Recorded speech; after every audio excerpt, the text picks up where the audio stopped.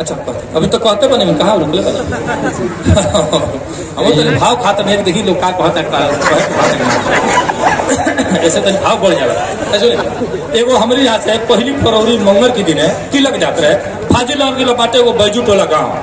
5-7 commander चलल हमारे यहाँ से अगला कमांडर के अगला सीट पर हम बैठल रही। आज जब पहुंचल संजोग से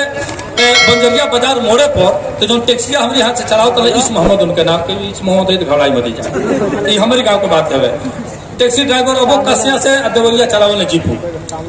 वो चलाओ तो बेचारे तब मार्शल वाला उनसे अगवा के अगवा पुलिस खड़ा कर देता कहता है पीछे हटा कहता अच्छा आइल बोला रंग साइड में हमको पीछे हटा तो दिखाई था रंग साइड तो दिखाओ ना सलाक दो तो हमारे तेरे चेची इस मोहम्मद के बाद बस एक जो मौलत हाथ तो उतने वो सीटे पर गिर गई है और सारा लोग कमांडर के टूट के पड़ गए मारे खातिर के भाग के मार्शल में ढूक गए शीशा गिरल है अब वही में फेटाई भइल पूरा एक आधा हम फेटनी चुटना अब गाँव से अपनी लावे में झूठना कौन बोले सही फेटे। अब मुझे हो जा सब लोग नाश्ता पानी करे लगा हमरा की कविता लोग दिमाग में खुल बुलाए तो वो कविता लिखनी हम कि तिलक के भीड़ या बियाहे के रेल ला से में सारे के टूटल फैल दोनों तरफ होटल वही तरह लिखनी तिलक के भीड़ या बियाहे के रेल ला से में सारे के टूटल फैल ला एने कमांडर अमोने रहे मार्शल तिलक बारात दोनों भई रहे पार्सल अरे एने से तिलक जाते रहे मार्शल वाला बारात तिलक जाते रहे एने कमांडर अमोने रहे मार्शल तिलक बारात दोनों भई रहे पार्सल रहे बंजरिया बाजारी के मोड़ हाथ साफ पहले का लागल होड़ मार्शल के ड्राइवर उतर गया 2.5 मतलब इस महमदा के 1 फाइट 2.5 हाँ मार्शल के ड्राइवर उतर गया 2.5 मतलब इस महमदा के 1 फाइट 2.5 अब टैक्सी के लोग सब चल जाए नीचे मार्शल के ड्राइवर का लागो लोग घींचे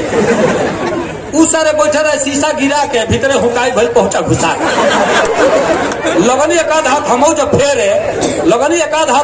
फेरे तो लगना द्वारका सिंह अगवे से घेरे अब भीतर बलवंता घुसा दल हाथ है तब तो बाहियों के धौल दांत हौहा गले काट ले भीतर बलवंता घुसा दल हाथ है तब तो बाहियों के धौल दांत है अब मजगर बवाल भइल बन गल खीसा मरलो तरह समूह तो फूट गल शीशा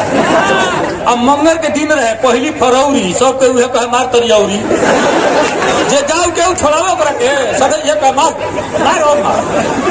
मंगल के दिन रहे 1 फरवरी सब के उहे कहे मार तनियौरी अब बजू टोला जात रहनी कहतानी दौर से गई रहे तिलक संतोष सिंह की घर से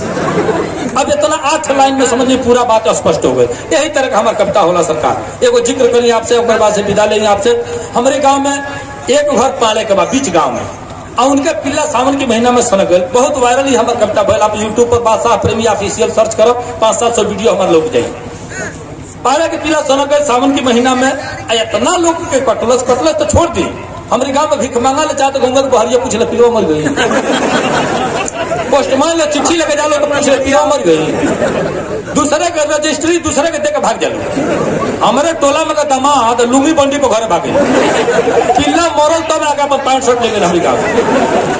अब ऐसा जब घटना घटल तो मजबूरी में हमारा कविता लिखे के पड़ा कि का कहीं हार बड़ी लोभर का लीला शंकर है सावन में पानी के पीला आदमी हैरान रहे धीरे धीरे आवे तब जना पीछे से दांत हपकावे अब बकरी बिलारिन के बाद कौन बात है रोज दिन 2 गोरुन के काटे महरू के सुगर के धैलस खोभारी में भरत की भैंसी के काटी आयल घारी में आ कुकुर पर तेलिन पर पड़ गए परसो दौरी लेके गिरली छिटा गई सरसों बुधवे के कटले रहे लोखन की गाय के लुका देखो फारदोस मंजुआ की माई के अच्छा सब लोग हमारे गाँव को जाके केहू भुला के नाम अगर आ जाए तो क्षमा चाह बुधवा के कटले रहे लोखन की गाय के लुका देखो फारदोस मंजुआ की माई के छेदी का खाता में रोटी या मछली थरिया लगे भागल नहरी की कबरी राजदेव भाई के भागी आयल काट के चुनी बके भात खोले तसली उलाट के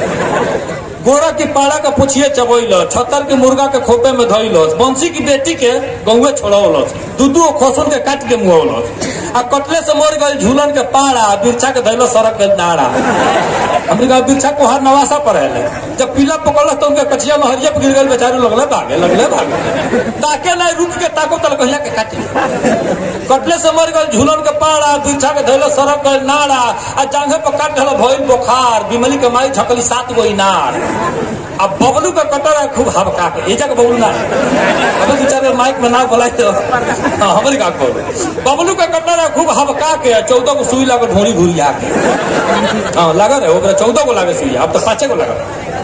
बबलू को कटल रहे खूब हमका के 14 गो सुई लागल ढोली भुरिया के गुड्डू की गाय के काट लग कान आ धौला रमान बाबा छोड़ी के दुकान दूर दूर कहत ना लाठी लगला खोज है डबलू की बारी में पड़ गई सोच है।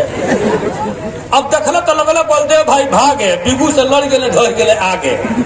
आ सादा नन की बछरू के काट ले छेहुना दौरे आई छोड़ देना बृहस्पति के पहुना वह जी लुंगिया बंडिया पर भाग गए दौरे आई छोड़ देना बृहस्पति के पहुना सूरज की भैंसी के गई रहे काटे पाटे के पारी लगाओ रहे ना दे